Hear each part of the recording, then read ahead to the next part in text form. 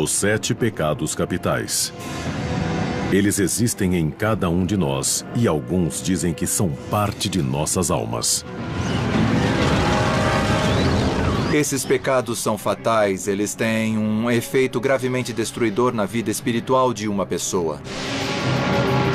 Luxúria, inveja, gula, preguiça, avareza, ira e soberba. De acordo com a teologia cristã, pecar é simplesmente pensar nesses pecados capitais. A Bíblia diz que o resultado do pecado é a morte. Cada um desses pecados tem uma história secreta revelando como eles se tornaram capitais. Os 7 pecados capitais tiveram um enorme impacto na história, na sociedade e em nossas almas. Você não pode transgredir a lei moral de Deus sem que alguém pague um preço terrível por isso. E o pecado que põe um preço em tudo é a avareza.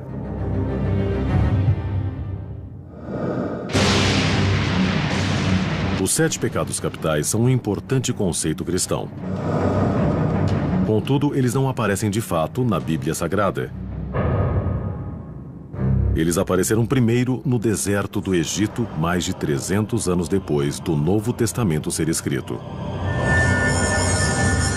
Por volta de 375 d.C., um monge chamado Evagrius Ponticus fez um retiro em um mosteiro cristão. Lá, ele começou a catalogar as tentações da alma humana, criando uma lista das mais perigosas. Evagrius acreditava que podia resumir a lista a 8 terríveis tentações. E a avareza era uma das mais capitais. Evagrius escreveu que a avareza provinha da fome que apareceria em breve, das doenças que nos visitariam, do apuro da pobreza. Os 7 pecados capitais não seriam codificados até 590 d.C., quando o Papa Gregório Magno reexaminou a lista de Evagrius. Ele reduziu a lista para 7, mudando o nome de tentações para pecados e proclamando que eram capitais. Para o Papa Gregório, o homem avarento era um assassino. Ele escreveu: aquele que guarda para seu próprio uso o que iria sustentar o pobre está matando todos aqueles que poderiam viver de sua abundância. A avareza, o desejo excessivo ou voraz de um indivíduo por riqueza ou posses. Esse pecado é conhecido por vários nomes: ganância, cobiça e cupidez. Ele leva a atividades proibidas como o acúmulo de bens, traição, corrupção e roubo. Todas as pessoas são suscetíveis à ganância. Todas as pessoas de diferentes classes, tipos e profissões. Os problemas surgem quando nossas posses nos controlam, ao invés de nós controlarmos nossas posses. Um dos primeiros exemplos do poder e da influência do pecado da avareza é encontrado no livro do Velho Testamento, Êxodo. Moisés trouxe os 10 mandamentos de Deus do alto do Monte Sinai e o entregou ao povo judeu. Essas leis básicas de ética se tornariam o código através do qual a fé guiaria suas vidas. Alguns estudiosos religiosos acham que o último mandamento, não deveis cobiçar, põe em perspectiva todas as outras leis de Deus. O último, que é a cobiça, não é uma ação, é um estado de espírito. E a avareza é um estado de espírito de onde brotam todos os outros. Nos comentários de uma antiga lei judaica chamada Talmud, as pessoas se tornam avarentas ou cometem outros pecados por causa de seu impulso maligno, ou Yetzer Hara. Para rebater esse impulso maligno de ganância e egoísmo, o Talmud tornou uma obrigação tomar conta dos demais. No judaísmo, cada comunidade precisa ter o que chamamos de prato da comunidade, basicamente um fundo de caridade. Então, a ideia desde o começo era de que as pessoas que têm possuem uma obrigação de dar para as pessoas que não têm. O judaísmo não é tão voltado para o pecado individual quanto o cristianismo. O O judaísmo se preocupa com o pecado porque ele interrompe uma ordem natural e porque a comunidade do povo de Deus é o que importa. Mas apesar dos decretos de Deus e das leis sagradas, o pecado da avareza prosperou na Terra Santa. Em 586 a.C., os babilônios conquistaram Jerusalém. No livro de Jeremias, o profeta interpreta isso como castigo de Deus para uma nação dominada pela avareza. Eu daria suas esposas a um novo homem e as pastagens a novos donos. Do menor até o maior, todos cobiçavam receber. O Velho Testamento não é o único texto antigo a alertar contra a ganância.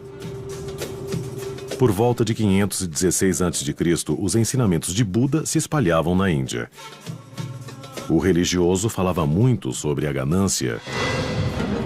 Para chegar ao estado de Nirvana, Buda revelou as 4 verdades nobres que são conhecidas como a essência dos seus ensinamentos. A segunda delas é que o sofrimento provém do anseio de posses terrenas ou ganância. A crença de Buda no karma também levou-o a acreditar que os gananciosos são castigados tendo de renascer como espíritos famintos. Há um reino chamado de o mundo dos fantasmas famintos. E são seres que não conseguem obter o bastante. E, como resultado, tudo se torna inadequado e nojento. Migalhas. No século III a.C., o taoísmo tinha uma profunda influência na China. O livro central da crença, o Tao Te Ching, atribuído ao filósofo Lao Tzu, denuncia claramente o pecado da ganância. O Tao Te Ching diz que a ganância é a fonte de todo o mal da humanidade. Em 350 a.C., uma civilização mediterrânea contemplava de forma semelhante a natureza da ganância. A Grécia Antiga era fascinada pelo equilíbrio na arquitetura e na vida. A ganância era um excesso a ser evitado. A lenda de Midas é uma descrição popular do pecado da ganância. Midas era um rei rico que queria ser ainda mais rico, transformando tudo que ele tocasse em ouro. Mas depois que os deuses atenderam ao seu desejo, Midas acidentalmente transformou sua comida e até sua filha no precioso metal. E percebeu o erro que cometera. Algumas crianças gregas que ouviram a lenda de Midas cresceram pensando melhor na ganância, inclusive Aristóteles, o filósofo a quem se acredita ter formulado o primeiro código de ética no mundo clássico. Aristóteles acreditava que para poder alcançar uma boa vida, o indivíduo deve encontrar o equilíbrio entre o excesso e a deficiência. Ele encorajava a noção daquilo que chamava de liberalidade, a virtude de dar a todos o tanto que mereçam. Mas toda virtude tem seu oposto. Se você possui uma deficiência na sua habilidade de dar, você é o que Aristóteles chamava de avarento, que quer dizer mesquinho. Aristóteles via ganância em toda parte e escreveu: a ganância da humanidade é insaciável. Em 27 a.C., a glória da Grécia havia sido sobrepujada pelo poder de Roma. Eles eram os senhores de boa parte do mundo. Mas muitos temiam que seu sucesso no mundo havia corrompido suas almas. O escritor romano Horácio criticava a decadência que via ao redor de si com uma lista de 7 vícios: avareza, amor ao elogio e ira, preguiça, os 7 pecados capitais. Por séculos abalaram o comportamento do homem, mas não são temidos universalmente. O pecado da ganância era tolerado e até mesmo comemorado durante os primórdios do Império Romano. Então, por volta do ano 30 d.C., na província da Galileia, um prodigioso professor judeu pregava contra o pecado, com palavras que carregavam uma estranha e poderosa autoridade. Jesus de Nazaré proclamou: Afastem-se da ganância, pois a vida de um homem não consiste da abundância de coisas que ele possua. Ele resumiu a ganância quando perguntou: o que lucrará um homem se ele ganhar o mundo inteiro e perder sua própria alma? Jesus tem pouco a dizer sobre o valor do capital acumulado ou de acumular dinheiro. Mas ele tem muito a dizer para os pobres. E ele diz: vocês é que são os abençoados, não os ricos. E isso é claro que é falso. Sabemos que as pessoas de sorte são os ricos, mas não segundo Jesus. Tenho certeza que há motivos culturais para o cristianismo ter essa fascinação desproporcional com a ganância. E um deles, eu acho, é o fato de que o dinheiro e o mercado surgiram na mesma época. O grande porto do Império Romano de Ostia permitia controlar muito do crescimento explosivo do comércio internacional durante esse período. Carregamentos de comida, vinho, sal, escravos e mais escoava das províncias romanas. Parecia que quanto mais os romanos tinham, mais gananciosos se tornavam. O resultado foram os impostos. Os romanos tinham um jeito interessante de fazer as coisas. Primeiro eles invadiam você e depois te cobravam pela invasão. Eles nunca recolhiam os impostos pessoalmente. Ou haveria uma revolta. Tinham pessoas do local que pagavam para recolher os impostos. O que precisamos ter em mente é que os coletores de impostos ganhavam dinheiro cobrando a mais. O único jeito de um coletor de impostos ter seu próprio dinheiro era cobrando mais do que o governo exigia. Então, os coletores de impostos sempre cobravam mais das pessoas e acabavam acumulando fortunas, se aproveitando dos fracos, tirando dos pobres. E a condenação de Jesus aos coletores de impostos é primeiro contra aqueles que tiram dos próprios irmãos e irmãs e entregam o dinheiro para um governo estrangeiro. Mas a verdadeira ira de Jesus era contra aqueles que emprestavam dinheiro no Templo de Jerusalém. Esses homens trocavam dinheiro romano pelo siclo, moeda local com a qual os judeus costumavam comprar animais para sacrifício, e por esse serviço cobravam uma taxa. No fundo, eram o mesmo que cambistas num jogo esportivo ou em um show, que cobravam muito mais do que seria cobrado se você, digamos, comprasse o mesmo animal em outro lugar e o trouxesse ao templo. Eles lucravam com isso. Jesus disse que estavam se tornando ladrões. Não faziam apenas negócios, mas negócios sujos. O pecado da ganância teria seu papel no destino de Jesus. Quando ele foi traído e entregue às autoridades por seu seguidor, Judas, foi uma transação financeira. 30 peças de prata não era muito dinheiro. E ele estar disposto a vender Jesus em troca disso demonstra, no fim das contas, que é incrível o que se faz por dinheiro. Quando Jesus foi crucificado, em algum momento durante 26 e 36 depois de Cristo, os gananciosos podem ter sido perdoados, mas os seguidores dele retomaram o ataque ao pecado da ganância.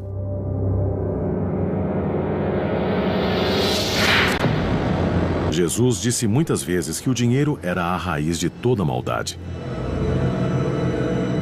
Mas a frase vem da primeira carta a Timóteo, atribuída ao apóstolo Paulo. A famosa frase grega foi mal traduzida algumas vezes. O que Paulo realmente disse é que o amor ao dinheiro é a raiz de todo mal. Não há nada de errado em ter dinheiro. É o amor excessivo por dinheiro que é a raiz de todo o mal. A ganância nos afasta dos demais seres humanos. A máxima de Paulo foi traduzida para o latim radix omnium malorum avaritia, que na nossa língua quer dizer: a raiz de todo mal é a avareza. Em algum momento, por volta do final do quarto século, começaram a escrever isso em forma de cruz. Então, tínhamos radix aqui, depois tínhamos omnia, malorum, avaritia. E o que tínhamos era R-O-M-A. E era o jeito deles de fazer uma crítica à política. Víamos isso nos muros como uma pichação. O nome latino para Roma tornou-se uma crítica secreta dos cristãos contra o Império, que acreditavam ter sido corrompido pelo pecado da ganância. Alguns cristãos acharam refúgio da corrupção do mundo romano em mosteiros retirados. Um monge, Evagrius Ponticus, criaria a primeira lista cristã dos pecados capitais. Sua relação dos 8 pensamentos malignos. Evagrius achava que o pecado da ganância era especialmente perigoso, porque mostrava um temor do futuro. Ele notou que muitos monges fizeram voto de pobreza. E havia uma tentação para guardar um pouco de dinheiro, porque você precisa de uma reserva para se garantir na velhice. Mas o problema da ganância é esse acúmulo de ter sempre mais. E mais nunca é suficiente. De quanto você precisa quando quer mais. Frequentemente, as posses são uma maneira de nos proteger contra as incertezas. Mas, no final, estamos destinados a uma existência que fica além dessa vida. Além de tudo contra o qual tentamos nos proteger. Então, existe o perigo de investir energia demais ou poder demais para o dinheiro. A lista de Evagrius de pensamentos malignos ficou pouco conhecida fora do clero. Mas em 400 d.C., um contemporâneo dele, um advogado que se tornou cético chamado Prudêncio, fez uma lista semelhante de pecados e a colocou em um livro épico, The Psychomachia, ou Batalha pela Alma. É uma alegoria do conflito entre o vício e a virtude que acontece em todos nós. The Psychomachia realmente demonstrou por quase 1000 anos o verdadeiro pensamento de Cristo.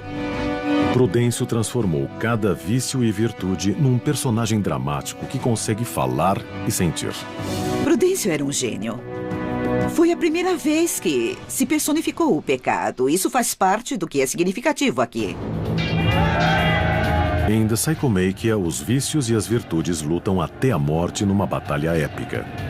A personificação permitiu que pessoas leigas entendessem mais claramente o risco espiritual envolvido.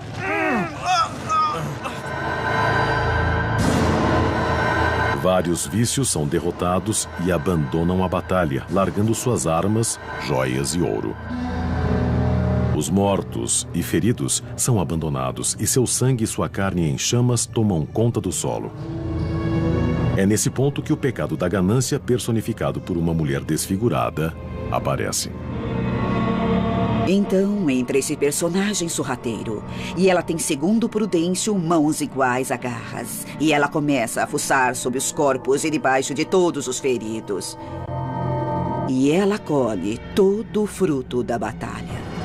Prudêncio escreve: de todos os vícios, não há nenhum mais assustador.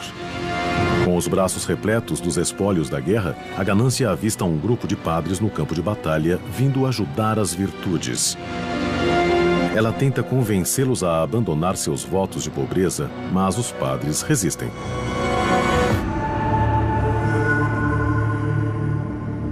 Vendo que não conseguiria vencer a batalha assim, a ganância apela para a dissimulação e transforma sua aparência. E ela se limpa toda e coloca um vestido novo, e ela se torna a frugalidade. A ganância finge que sua cobiça é porque está preocupada com o bem-estar dos filhos.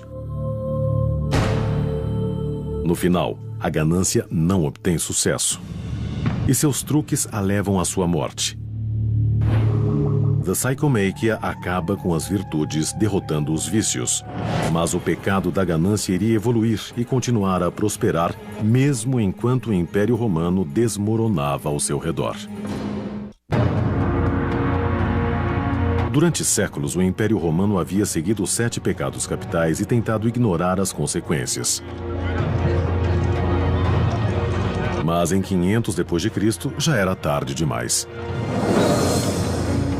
Os romanos, outrora ricos, haviam se afogado em dívidas e seu império, muito extenso, havia se despedaçado.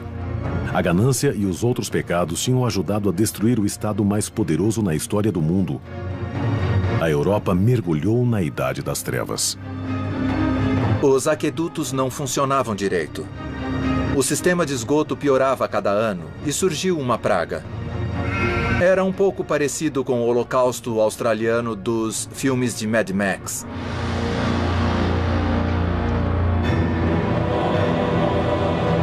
Em 590 d.C., só a autoridade da Igreja mantinha a sociedade ocidental em ordem.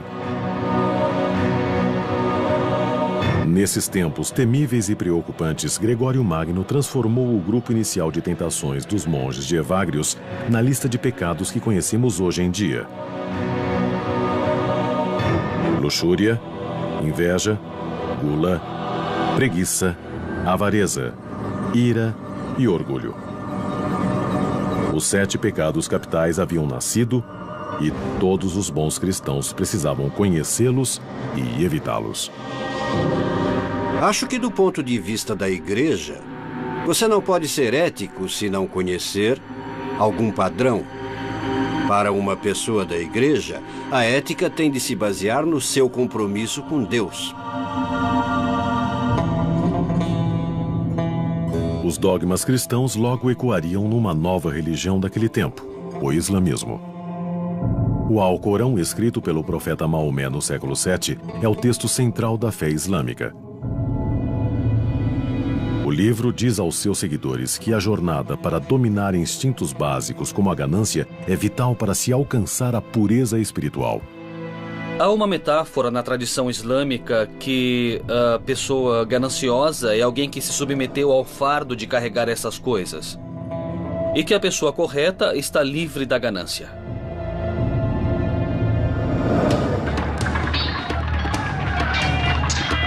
Os muçulmanos e cristãos lutaram entre si durante a Idade Média, principalmente pelo controle do Oriente Médio.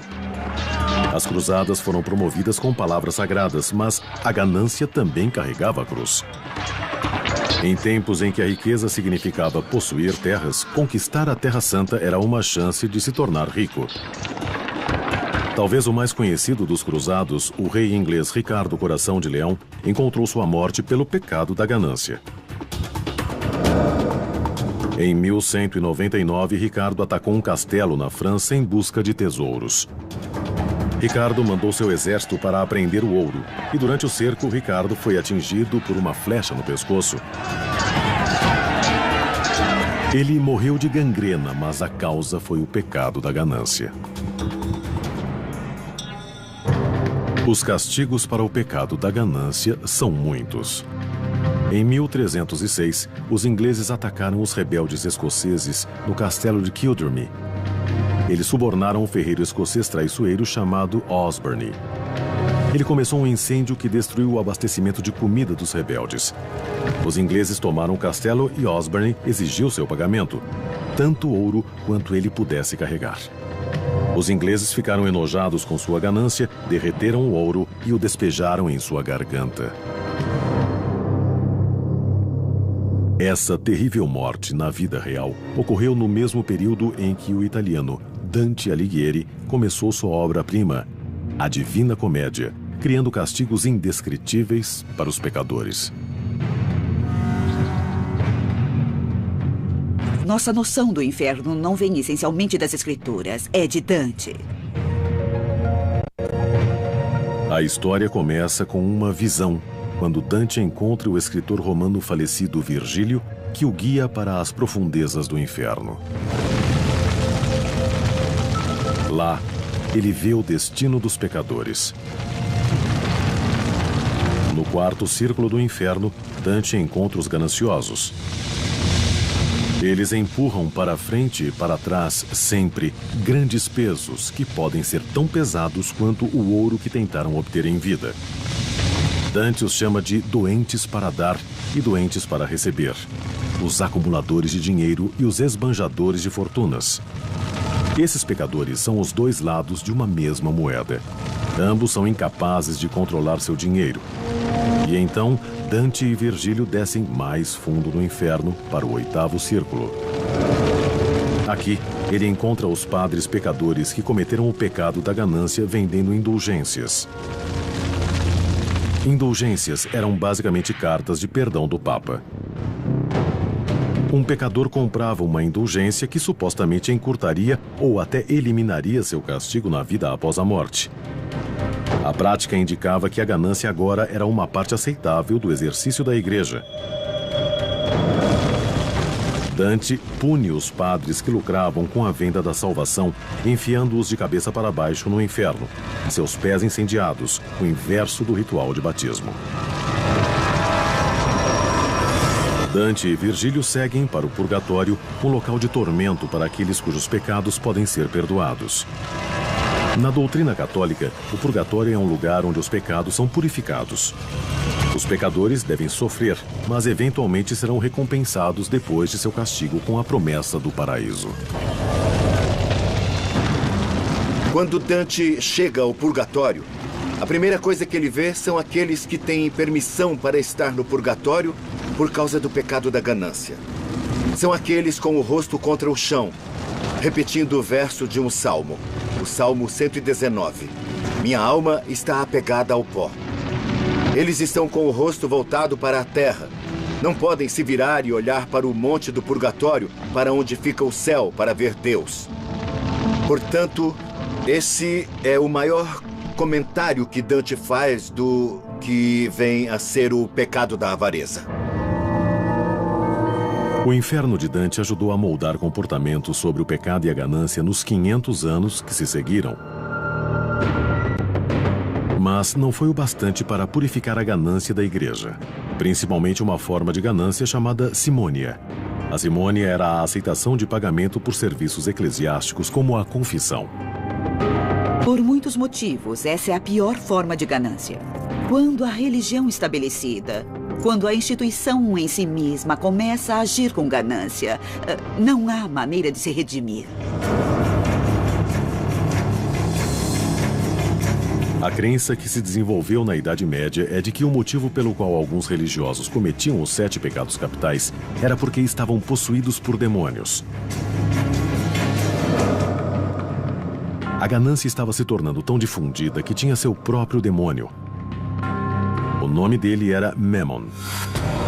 Os cristãos conheciam esse nome do Sermão da Montanha, quando Jesus alertou: vocês não podem servir a 2 senhores, Memon e Deus. Escolham um ou outro.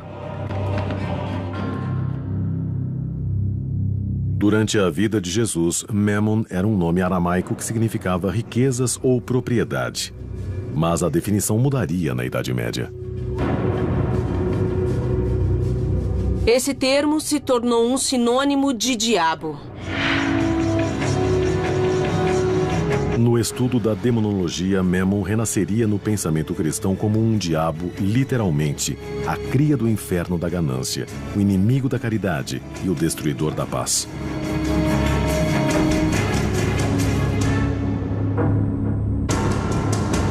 Mas conforme a Idade Média foi dando espaço para a Renascença, parecia que o pecado da ganância estava por toda parte. Em 1557, Peter Bruegel, o grande pintor alemão, retratou o pecado da ganância no quadro Peixe Grande Come Peixe Pequeno. O que temos é uma declaração simples de é claro que é assim que as coisas são. Os peixes pequenos estão lá para serem comidos e os peixes grandes podem comê-los. É assim que o sistema funciona. O capitalismo estava prestes a evoluir e o pecado da ganância nunca mais seria o mesmo. Os 7 pecados capitais foram originariamente catalogados pela Igreja Católica como método para produzir um comportamento mais respeitoso dos devotos. No século XVI, a crença e a ganância andavam de mãos dadas. Os europeus navegavam para o Novo Mundo para espalhar o cristianismo e encontrar ouro. Os protestantes que colonizaram a América do Norte pregavam as virtudes do trabalho árduo e da retidão, enquanto a classe mercante em ascensão acumulava riquezas pessoais. No século XVIII, o mundo estava começando a reexaminar o pecado da ganância e criou o próximo passo em sua evolução. Ele foi chamado de capitalismo. Em 1776, o filósofo escocês chamado Adam Smith publicou um exame do comércio chamado A Riqueza das Nações. O livro iria revolucionar o modo como as pessoas encaravam o dinheiro e a ganância. Os americanos acham que um único fato ocorreu em 1776, que é a Declaração da Independência.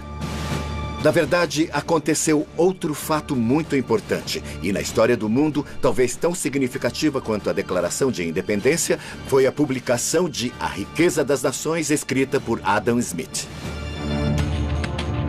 Muito bem. Este livro foi o primeiro documento a enumerar os princípios da economia e a enumerar o caso em que o capitalismo, a economia, o comportamento em proveito próprio dos indivíduos, o desejo de possuir e até mesmo a ganância podem ser bons. Smith, conhecido como o pai da economia moderna, originariamente escreveu sobre a ganância em seu trabalho de 1759, A Teoria dos Sentimentos Morais. Ele escreveu, na época, sobre os aparentes benefícios para a sociedade atuar em interesse próprio, concebendo um mundo onde a economia seria guiada por uma mão invisível. A mão invisível é o interesse próprio. A ganância é a motivação do comércio e das transações. Nós trocamos algo que valorizamos menos para obter coisas que valorizamos mais. Adam Smith defendeu a tese de que, através daquilo que ele chamou de mão invisível, com milhões de pessoas funcionando de forma egoísta, desejando coisas que querem através do mercado, que tudo acabaria dando certo. Smith complementou seu trabalho sobre a ganância com A Riqueza das Nações, onde ele escreveu sobre a busca do interesse próprio, dizendo exatamente que os humanos são atraídos pelo egoísmo e pela ganância. O importante sobre a ganância em economia é que a ganância é vista como um dom, que as pessoas têm motivos para consumir mais coisas. E o argumento da economia é que você pode cultivar a ganância em nome do bem social através dos mercados livres e competitivos. Porém, uma vertente repulsiva do sistema de mercado e o pecado da ganância evoluíram ao mesmo tempo: o tráfico de escravos. Já foi estimado que na longa viagem da África até o Novo Mundo, de 10 a 20% de escravos negros e da tripulação branca morriam. Mas esse era o preço de fazer negócios.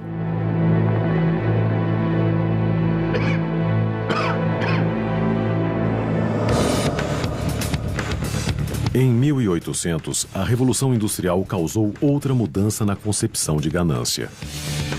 A escravidão agrícola fora extinta pela Guerra Civil Americana, mas uma nova classe de pobres explorados se encontrava trabalhando em péssimas condições nas cidades com fábricas. No final do século XIX, os Estados Unidos emergiram como a nação mais próspera no planeta. Também fez surgir um ganancioso grupo de investidores que ficaram conhecidos como os Barões da Borracha.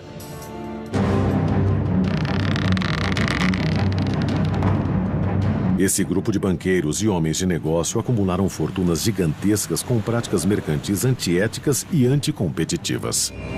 Os Barões da Borracha eram donos das estradas de ferro, donos dos bancos. Eles possuíam tanto na América que nossa liberdade estava sendo restrita e estava em perigo. Um dos mais notórios e inescrupulosos desses homens era Jay Gould. Esse financista nova-iorquino e dono de estrada de ferro sucumbiu ao pecado da ganância em 1869, quando inventou um plano brilhante para manipular o mercado de commodities. Primeiro, Gould incentivou o presidente Ulysses S. Grant a fazer o governo parar de vender ouro. Enquanto isso, Gould comprou secretamente uma grande quantidade de ouro em uma tentativa de encurralar o mercado. O preço do ouro chegou nas alturas, causando impacto no mercado de commodities e, o pior de tudo, o preço do trigo. Gould deduziu que o resultado seria um aumento no preço do trigo, forçando os fazendeiros do Oeste a mandar mais para o leste nos trens que pertenciam a ele. Gould controlava tudo: o trigo, os trens e o ouro.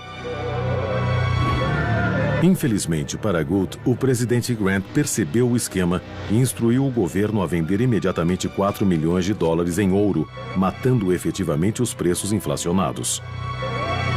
O plano de Gould foi por água abaixo. O relacionamento de Gould com o infame e ganancioso político Wall Street permitiu que ele escapasse da prisão. O pecado da ganância não parece ter afetado Gould nessa vida. Quando ele morreu, estimava-se que sua fortuna era de 72 milhões de dólares. Isso é mais que 1,6 bilhão em valores atuais. O capitalismo sempre carregou em si as sementes do excesso. E ele necessita que as pessoas sejam, de certa forma, ambiciosas, egoístas e, sim, gananciosas. Mas a era abastada dos barões da borracha não sobreviveria. O presidente Theodore Roosevelt, junto com a Suprema Corte, impuseram leis de antitruste que atacavam os homens que ele denominava de malfeitores do bem comum.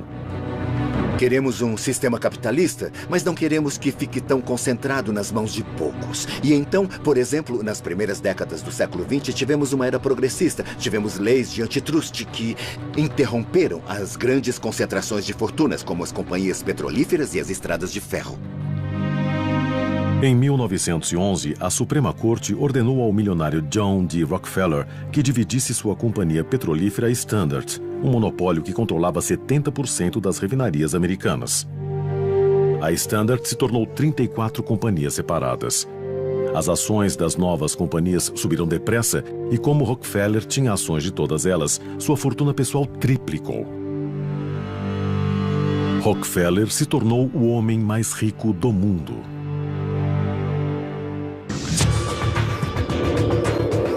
Era um momento determinante na evolução do pecado da ganância. Enquanto os Estados Unidos cresciam no século XX, o conceito de ganância mudaria para sempre. A percepção dos 7 pecados capitais evoluiu através da história. E nenhum pecado mudou tanto quanto a ganância. O século XX se tornaria o século da ganância. Mas seria uma viagem tortuosa. A Bolsa de Valores quebrou em 29 de outubro de 1929, iniciando a Grande Depressão. Acredita-se que uma das principais causas tenha sido o sistema bancário irregular, que permitia que poucos gananciosos ganhassem quantias absurdas à custa do povo. Acho que apostar na Bolsa de Valores é motivado pela ganância e no interesse pessoal. São pessoas que querem transformar uma pequena quantidade de dinheiro em uma grande quantidade de dinheiro e simplesmente estão dispostas a se arriscar. Mas quando a bolsa quebrou, afundou toda a economia junto com ela. O pecado da ganância havia quase arruinado o país. Um dos resultados da crise foi o temor pelos grandes negócios e iniciou-se uma onda de reformas econômicas e sociais. A Bolsa de Valores teve suas altas e baixas nos 50 anos subsequentes. Nos anos 80, os americanos já se sentiam confiantes o bastante para acolher o pecado da ganância. Tivemos os anos 80 e os anos 90, talvez possamos dizer este século, também até agora, o século XXI, que é quando exaltamos não só os desonestos e os empreendedores, mas exaltamos pessoas que obtiveram imensas quantidades de dinheiro e basicamente controlam tudo. A década de 80 ficou conhecida como a da ganância, antes mesmo de terminar. Os Estados Unidos prosperavam, enquanto o governo de Ronald Reagan abaixava impostos, cortava gastos sociais e desburocratizava os negócios. A ganância pode destruir a política. Os ricos, as corporações ricas conseguem benefícios para si mesmas, subsídios, ganhos corporativos, isenção de impostos. O filme de 1987, Wall Street, ilustrou bem isso quando o personagem principal, Gordon Gekko, interpretado por Michael Douglas, anuncia que a ganância é boa e os americanos parecem concordar. Atualmente, 50% dos americanos possuem ações. Nós iremos ficar ricos um dia desses e, portanto, temos de investir em ações. Mas milhões de pessoas estão tentando lucrar no mercado ao mesmo tempo. Eles não conseguem, porque eles são o mercado. As escrituras dizem que a ganância é pecaminosa. Mas alguns cientistas afirmam que a ganância é natural. Não é uma tentação do diabo, mas resultado da nossa própria neurologia. Cada ação que praticamos se baseia na descarga de neurônios em nosso cérebro. Ressonâncias magnéticas e tecnologia sofisticada revelam exatamente o que acontece quando o cérebro humano se torna ganancioso. Deixe-me definir isso como querer muita coisa. Basicamente, sabemos muito bem o que é querer muita coisa e quando conseguimos algo, recebemos uma dose de um neurotransmissor chamado dopamina que o faz se sentir bem. Animais apertam alavancas que aumentam sua dose de dopamina e isso pode até matá-los, mas continuam puxando a alavanca. Então, por que não começa clicando em Start? Tudo bem. Quanto maior a bexiga, mais dinheiro eu ganho. Exato. Tudo bem. Nesse teste comportamental, os indivíduos enchem uma bexiga gerada por computador. Quanto maior ela fica, mais dinheiro eles ganham. Mas se o indivíduo ficar ganancioso demais, a bexiga estoura e eles perdem tudo. A questão não é ser ou não ganancioso. A questão é quão ganancioso. Como medimos a ganância. Como nos certificar de que a ganância de fato funciona para todos nós. Para avaliar como a ganância influencia as negociações financeiras, o doutor em economia da Universidade de Penn State, Gary Bolt, utiliza um teste fascinante chamado o jogo do ultimato. O jogo envolve 2 negociantes e eles buscam um acordo sobre como dividir $20. O que eu proponho é que você fique com $5 enquanto eu fico com $15 para mim. Você pode aceitar ou rejeitar esses $5. Se você o aceitar, a pilha se divide. De acordo com isso, 15 e 5. Se você rejeitar, nós dois acabamos sem nada. É isso. Essas são as regras. Nada de segunda chance. Joguem uma única vez. Quase metade dos que fazem a proposta são tomados pelo pecado da ganância e oferecem o valor mais baixo possível. Quase a mesma quantidade dos testados aceita a oferta mais baixa, contanto que ganhem algo. Talvez os dois lados sejam gananciosos, mas alguns são menos ambiciosos. Cerca de 10% têm uma reação diferente à ganância. Eles insistem em dividir meio a meio e estão dispostos a acabar sem nada do que aceitar o que consideram uma proposta injusta. Acho que cada um deve ganhar a mesma quantia de dinheiro, independente de qualquer coisa. Esse grupo parece rejeitar o pecado da ganância por completo. Mas essas pessoas estão realmente renunciando à ganância ou é apenas uma questão de definição? Pode ser que a noção tradicional de ganância por bens materiais simplesmente necessite ser ampliada. As pessoas querem bens materiais, mas também querem bem-estar social. Querem ser tratadas de forma justa. Elas querem muitas coisas para si mesmas. Querer alguma coisa. Esse desejo é a faísca que desperta o diabo ou o DNA é o maior responsável pelo pecado da ganância? Eu acredito que a ganância seja algo que todo mundo possua. Portanto, faz parte da constituição biológica. Mas se a ciência provar que a ganância faz parte do nosso DNA, isso realmente significa que não temos controle sobre ela? O Papa Gregório e Evagrius diziam que a ganância é maligna. Os barões da borracha e ícones de Hollywood diziam que a ganância é boa. Qual deles está certo? Independente da resposta, uma coisa é certa. Ganância. Nós nunca vamos derrotá-la.